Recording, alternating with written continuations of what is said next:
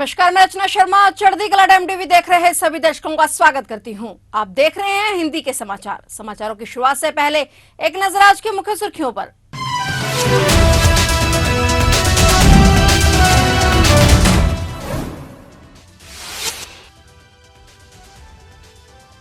रईसी की मौत पर राष्ट्रीय शोक संदेश और रईसी 23 मई को होंगे सुपुर्दे खाक। भारत की ओर से जाएंगे उपराष्ट्रपति जगदीप धनखड़।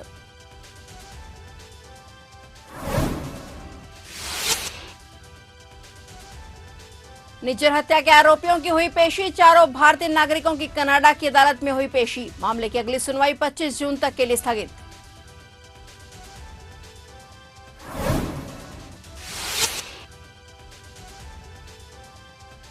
केजरीवाल के लिए धमकी भरा मैसेज लिखने वाला शख्स गिरफ्तार। दिल्ली मेट्रो में लिखा था संदेश। मामले की जांच जारी।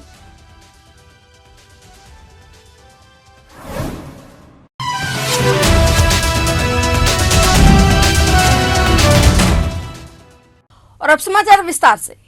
ईरान के दिवंगत राष्ट्रपति इब्राहिम रईसी का अंतिम संस्कार समारोह शुरू हो गया है। हेलीकॉप्टर हादसे में मारे गए दिवंगत राष्ट्रपति इब्राहिम रईसी 23 मई को उत्तर पूर्वी शहर मशहद में सुपुर्दे खाक होंगे। उपराष्ट्रपति मोहसिन मंसूरी ने इसकी जानकारी दी। रईसी के शोक कार्यक्रम में भारत की ओर से उपराष्ट्रपति जगदीप धनखड़ शामिल होंगे। भारत के लिए ईरान कितना महत्व रखता है और इसका साथ कितना जरूरी है, इसी बात से समझा जा सकता है कि न केवल इब्राहिम रईसी की मौत पर भारत में एक दिन के राष्ट्रीय शोक का ऐलान किया गया, बल्कि उपराष्ट्रपति धनखड़ भी ईरान जा रहे हैं। ईरान और भारत की दोस्ती दशकों पुरानी है, मगर बीते दिनों दोनों देशों के बीच की यह दोस्ती उस वक्त परवान चढ़ गई जब ईरान ने अपने चाबहार पोर्ट का कंट्रोल भारत को 10 सालों के लिए दे दिया है। भारत ने बीते सप्ताह ईरान के साथ चाबहार बंदरगाह के संचालन के लिए 10 सालों के लिए कॉन्ट्रैक्ट साइन किया। चाबहार पोर्ट का कंट्रोल भारत को ना मिले, इसके लिए पाकिस्तान और चीन ने खूब पापड़ बेले। चीन और पाकिस्तान ने ईरान पर खूब दबाव बनाया, मगर रईसी उनके दबाव में जरा भी नहीं झुके। अब इब्राहिम रईसी की मौत पर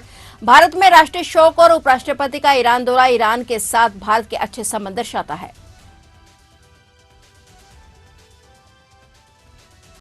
हरदीप सिंह निज्जर की हत्या के आरोपी 4 भारतीय नागरिकों को कनाडा की एक अदालत में समुदाय के लोगों से संपर्क नहीं रखने का आदेश दिया गया। कनाडा की अदालत में इस मामले में पहली बार आरोपियों को पेश किया गया। 4 आरोपियों में से 3 करण बराड़, कमलप्रीत सिंह और कर्णप्रीत सिंह सरे में ब्रिटिश कोलंबिया प्रांतीय न्यायालय में प्रत्यक्ष रूप से पेश हुए। वहीं 22 साल का अमनदीप सिंह वीडियो कॉन्फ्रेंसिंग के माध्यम से अदालती कार्रवाई में पेश हुआ। अमनदीप सिंह हथियार से जुड़े एक अन्य मामले में ओंटारियो में हिरासत में है। उसे निज्जर हत्या मामले में 10 मई को गिरफ्तार किया गया था। जानकारी के मुताबिक जज मार्क चट ने मामले की अगली सुनवाई 25 जून तक के लिए स्थगित कर दी है। दिल्ली पुलिस ने आज एक ऐसे शख्स को गिरफ्तार किया है जिस पर दिल्ली मेट्रो में अरविंद केजरीवाल के खिलाफ जान से मारने की धमकी भरा संदेश लिखने का आरोप है। 33 वर्षीय आरोपी अंकित गोयल ने मेट्रो स्टेशन पर सीएम केजरीवाल को जान से मारने की धमकी लिखी थी। दिल्ली पुलिस की के मेट्रो यूनिट ने एफआईआर दर्ज की थी और मामले की जांच कर रही थी। आरोपी से पूछताछ की जा रही है कि उसने ऐसा क्यों किया। मालूम हो कि 19 मई को पटेल नगर और राजीव चौक मेट्रो स्टेशन पर सीएम केजरीवाल के लिए धमकी भरा मैसेज लिखा गया था। पुलिस ने मैसेज लिखते हुए आरोपी का सीसीटीवी फुटेज भी बरामद कर लिया है। ऐसा माना जा रहा है कि आरोपी ने फेमस होने के लिए ऐसी हरकत कर अपने सोशल मीडिया अकाउंट पर पोस्ट की। सूत्रों के मुताबिक आरोपी अंकित गोयल बरेली का रहने वाला है और वह किसी भी राजनीतिक दल से जुड़ा नहीं हुआ है। आम आदमी पार्टी ने भाजपा पर साजिश का आरोप लगाया था और इस मुद्दे पर बैठक के लिए चुनाव आयोग से समय मांगा था। दिल्ली पुलिस की मेट्रो यूनिट एफआईआर दर्ज कर मामले की जांच कर रही है।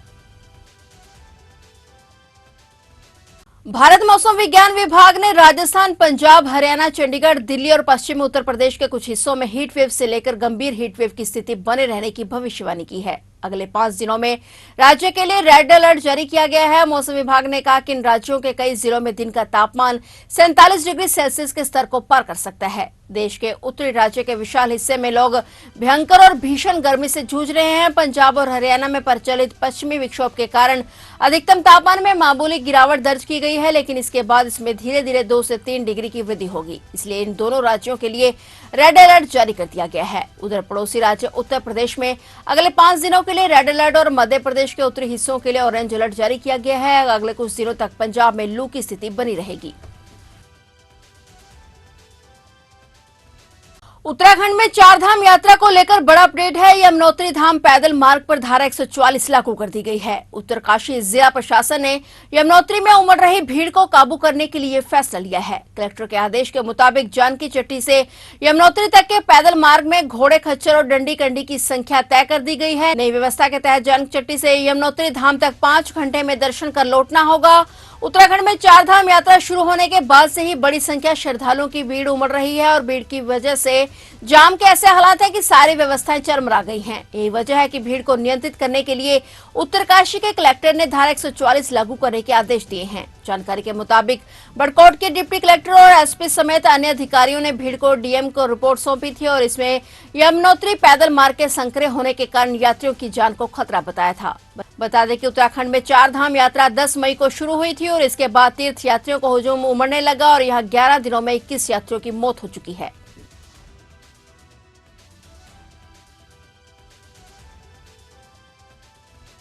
भारत निर्वाचन आयोग के विशेष चुनाव खर्च पर्यवेक्षक बीआर बालकृष्ण ने विभिन्न प्रवर्तन एजेंसियों द्वारा चुनाव के दौरान शराब, मादक पदार्थों और अन्य सामान की जब्ती पर संतोष व्यक्त किया है और कहा है कि 25 मई को हो रहे चुनाव में एजेंसियों को विशेष नाकों पर कड़ी निगरानी रखनी होगी। शराब फैक्ट्रियों पर भी पुलिस की निगरानी होनी चाहिए। भारत निर्वाचन आयोग के विशेष चुनाव खर्च पर्यवेक्षक बीआर बालकृष्ण ने यूटी गेस्ट हाउस में हरियाणा और पंजाब के मुख्य निर्वाचन अधिकारियों के साथ बैठक की। बैठक में हरियाणा के मुख्य निर्वाचन अधिकारी अनुराग अग्रवाल ने बताया कि अब तक प्रदेश में 62 करोड़ 3 लाख रुपए की अवैध शराब, मादक पदार्थ और कीमती वस्तुएं जब्त की गई हैं। इसमें 14 करोड़ 94 लाख रुपए की नकदी भी शामिल है। यह कार्रवाई पुलिस, आयकर विभाग, आबकारी और कराधान विभाग और राजस्व अधिसूचना निदेशालय द्वारा जारी की गई है।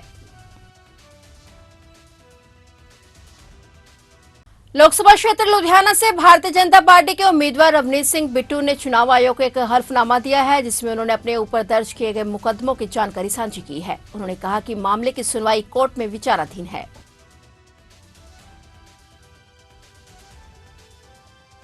भारतीय जनता पार्टी पंजाब ने लोकसभा क्षेत्र लुधियाना से रवनीत बिट्टू और लोकसभा क्षेत्र संगरूर से भारतीय जनता पार्टी के उम्मीदवार अरविंद खन्ना संबंधित चुनाव आयोग के पास एक हल्फनामा दायर किया है, जिसमें उन्होंने अपने ऊपर दर्ज हुए मुकदमों की जानकारी साझा की है। उन्होंने कहा कि मामले की सुनवाई कोर्ट में विचाराधीन है। मध्य कश्मीर के बडगाम जिले में आज गीजर विस्फोट में एक व्यक्ति की मौत हो गई, जबकि उसकी पत्नी और 2 बेटे घायल हो गए। जानकारी देते हुए एक अधिकारी ने बताया कि आज सुबह बड़ा मोहल्ला नरकरा बडगाम के मंजूर अहमद डार पुत्र अफगनी डार के मकान में गीजर विस्फोट हुआ, जिसमें मकान की दीवारें और छत टूट गई। उन्होंने बताया कि मकान मालिक अपने 2 बच्चों मेहराब 10 वर्षीय और 7 वर्षीय अली मोहम्मद के साथ मलबे की चपेट में आ गया। हादसे में मकान मालिक की मौत हो गई और उसके 2 बेटे घायल हो गए, जिन्हें अस्पताल में भर्ती कराया गया।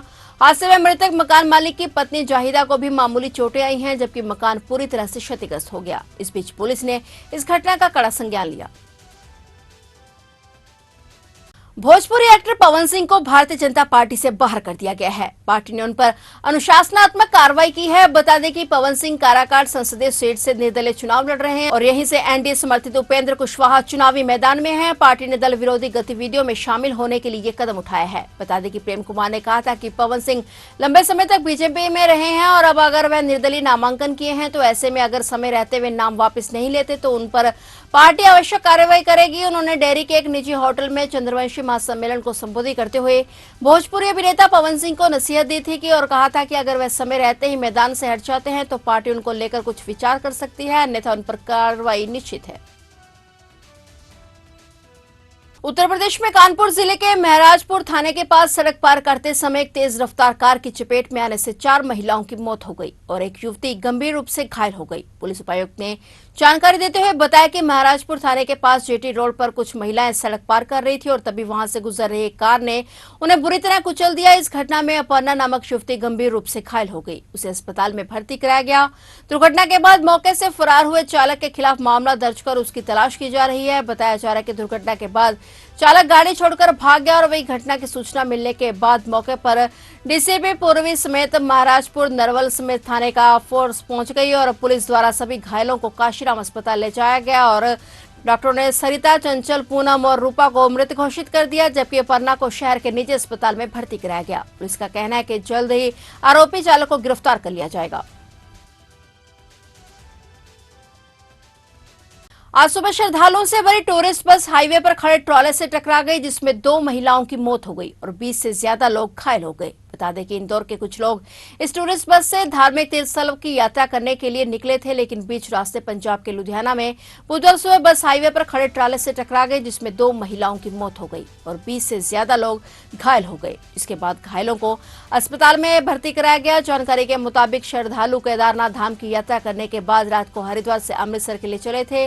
लुधियाना के चेला गांव के पास हाईवे पर खराब हुआ ट्राला खड़ा था। अचानक बस के ड्राइवर को नींद की झपकी लगी और बस ट्राले से टकरा गई। हादसे के बाद आसपास के गांवों के लोगों ने खून से लथपथ श्रद्धालुओं को बस से बाहर निकाला।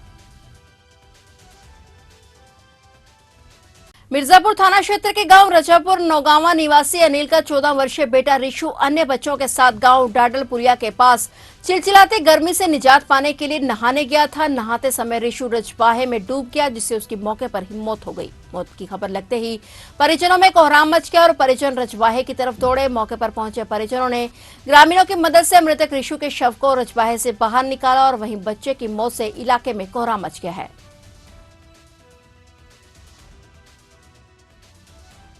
तो ये थे हिंदी के समाचार और नए समाचारों के साथ फिर से हाजिर होंगे। तब तक के लिए देखते रहिए चढ़ती कला टाइम।